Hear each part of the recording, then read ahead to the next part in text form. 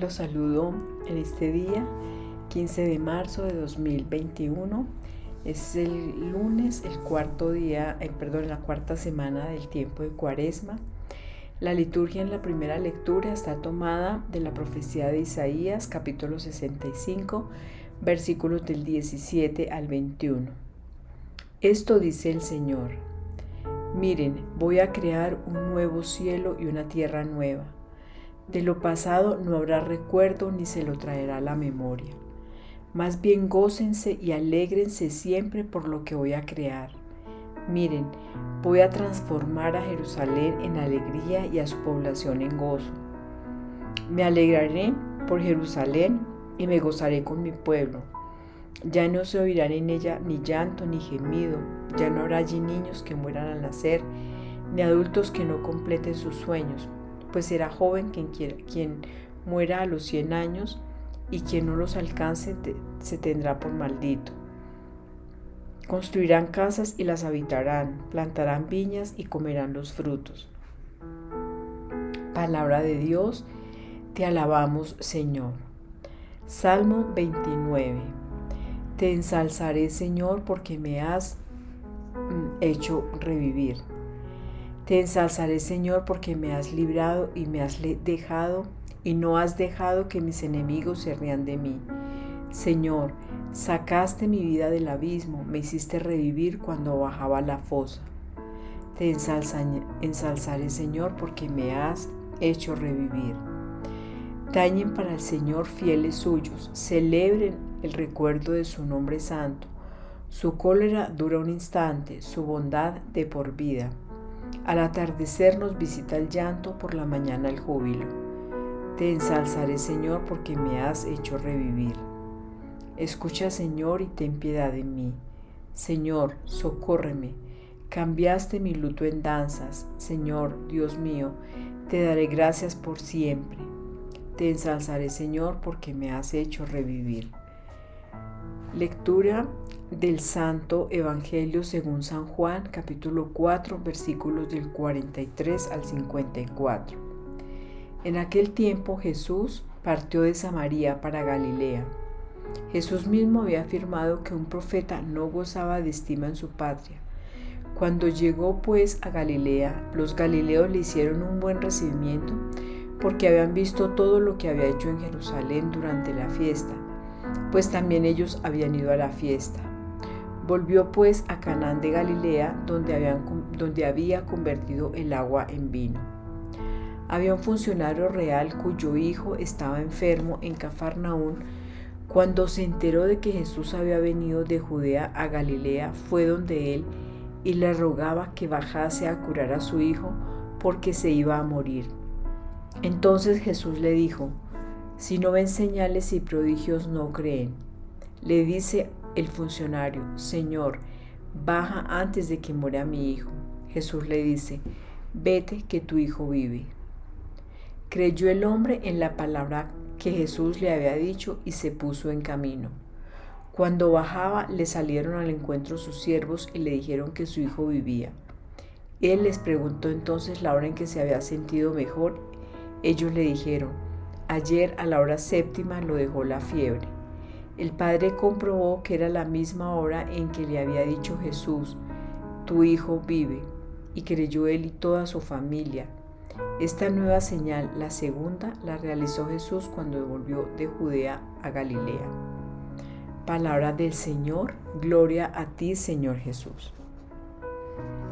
Seguimos avanzando en la cuarta semana del tiempo de Cuaresma, y hoy la palabra de Dios en la primera lectura de la profecía de Isaías nos habla de la esperanza, de la fe, del amor, de ese paraíso que todos soñamos alcanzar algún día. Todos quisiéramos ser felices, tener todos los aspectos de nuestra vida solucionados, tener un buen trabajo, tener una buena familia, tener salud, tener bienestar, tener bienes. Eso es lo que todos deseamos en esta tierra. Pero aquí el Padre nos está diciendo a través de su profeta, del profeta Isaías, porque Él nos está diciendo, el profeta Isaías nos está diciendo, Esto dice el Señor, o sea, quien nos está hablando directamente es nuestro Padre Celestial. Entonces Él nos revela esa verdad a través de su profeta y nos dice el Señor, miren, voy a crear un nuevo cielo y una nueva tierra. De lo pasado no habrá recuerdo ni se lo traerá a la memoria. Más bien gócense y alégrense siempre de lo que voy a crear.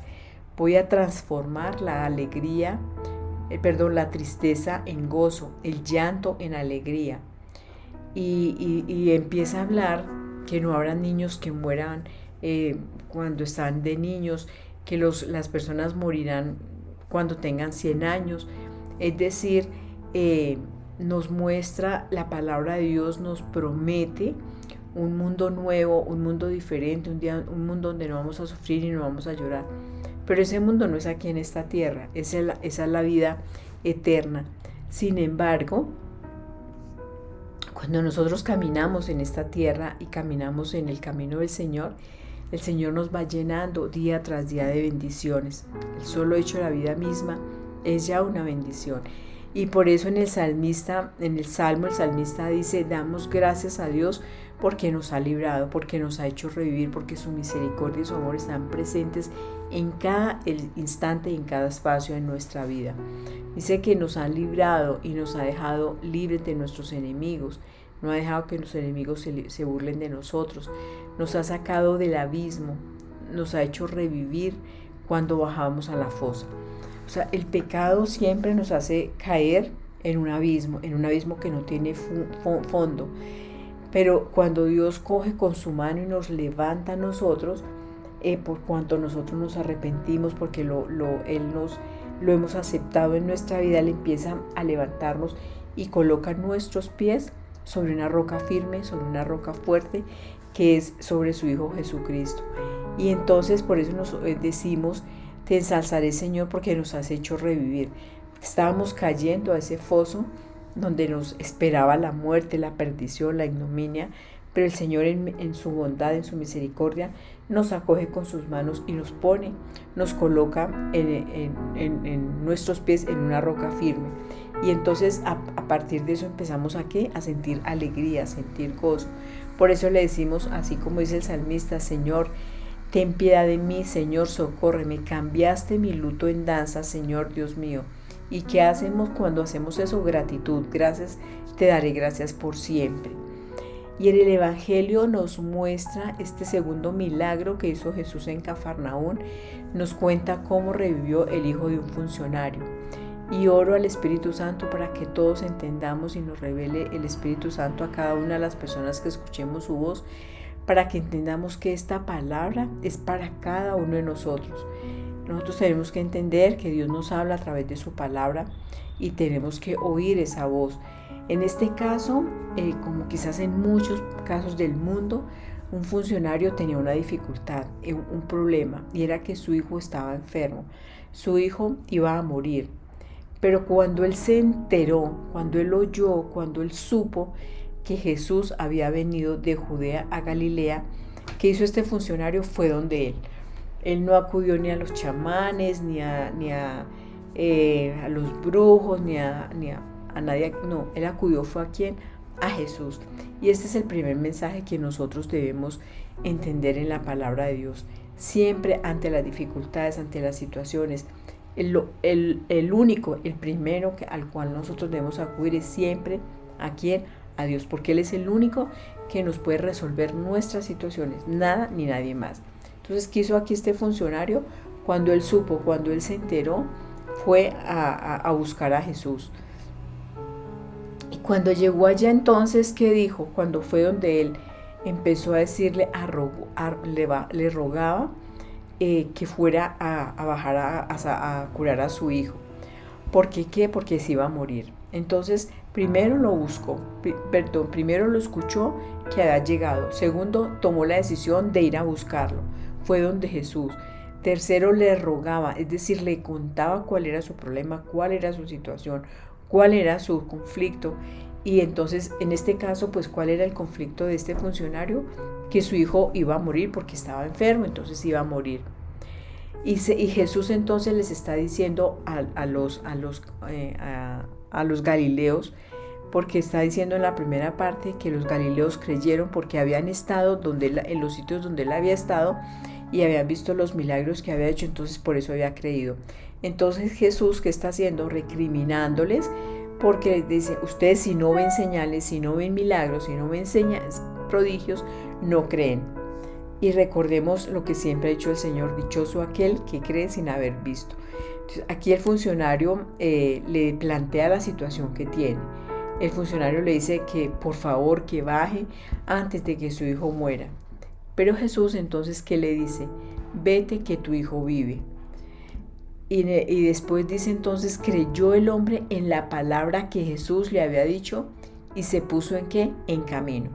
Miren que él creyó antes de ver el milagro de haber sanado a su hijo, de haber salvado la vida de su hijo. Este funcionario creyó antes de, no después de. Cuando nosotros creemos después de, pues ya no es fe, porque ya se han realizado las obras que el Señor ha hecho. Entonces aquí dice, creyó el hombre en la palabra que Jesús le había dicho. ¿Qué le había dicho Jesús? Vete que tu hijo vive. Entonces luego sigue el texto bíblico narrando que el funcionario se fue y cuando bajaba le salieron al encuentro los servidores y le dijeron que él vivía, que su hijo vivía. Él les preguntó que a qué horas fue eso, y entonces el padre pudo comprobar lo que había sido la misma hora en que Jesús le había dicho que su hijo estaba vivo. Y entonces aquí en el final es cuál, que cree él, el funcionario, y también ¿quién cree? Toda su familia. Es decir, la conversión no fue solamente de él, la fe de él hizo que toda la familia se convirtiera. Miren qué hermoso entonces este texto bíblico, porque el Señor nos está diciendo, el funcionario, ¿qué fue lo que movió la realización del milagro? La creencia, la fe del funcionario en la palabra que Jesús le había dicho. Y nosotros sabemos que Dios nos habla todos los días a nosotros, todos los días nos está hablando. Ojalá que creamos, que oigamos su voz y que creamos en lo que el Señor nos está diciendo. ¿Para qué? Para que nosotros podamos ver esos milagros. Hay algo que es muy importante, dice que cuando el funcionario creyó en la palabra que Jesús le había dicho y se puso en camino. Esto nos está invitando a ponernos en acción, a movernos, a creer en la palabra de Dios, a ayudar a los demás. Miren que aquí el milagro lo hizo Jesús sin estar con el hijo del funcionario, lo hizo desde lejos. Y así también nosotros podemos ayudar a las personas desde lejos, o sea, no necesariamente tenemos que estar presentes con las personas para ayudarlas. Simplemente en este tiempo de Cuaresma, la Cuaresma nos invita a la conversión, nos invita mire esa promesa que está haciendo el Señor en la primera lectura, de que va a ser un mundo diferente, va a ser una situación diferente, va a ser una familia diferente, un país diferente por el solo hecho de una persona que se convierta, por el solo hecho de una persona que crea, que tenga fe, como en este caso el funcionario que creyó él y fue conversa toda su familia. Entonces es muy importante esta palabra que nos ofrece el Señor, la liturgia en este día, porque nos llena de fe, de esperanza y sobre todo de esas promesas que Dios siempre cumple y nunca las deja en vano. Por eso vamos a orar. Señor Padre Santísimo, te damos infinitas gracias por esa promesa de hacernos nuevos, de hacer nuevas familias, de hacer nuevas personas, de hacer nuevas sociedades, nuevas naciones, Señor. Hoy nos ponemos en tus santísimas manos para que tú seas el que moldee, Señor, nuestra vida con tu palabra, que tú con tu palabra, Señor, nos alimentes, nos cambies, nos transformes, aumentes nuestra fe, para que nosotros, Señor, podamos darte gracias, ensalzarte, bendecirte, glorificarte, Señor, por todo lo que haces en nosotros. Te damos gracias a ti, amado Jesucristo, porque tú, Señor, eres el que nos cambias, el que nos transformas. Tú eres, Señor, el que cuando vienes a nuestra vida y nosotros te contamos nuestra situación, nuestras circunstancias, tú empiezas a transformarla, a volverla al camino de Dios. Y tu Espíritu Santo, esperamos que tú seas el que nos reveles esa verdad de vida. Por eso te damos gracias, Padre, Hijo y Espíritu Santo, por los siglos de los siglos. Amén, amén y amén.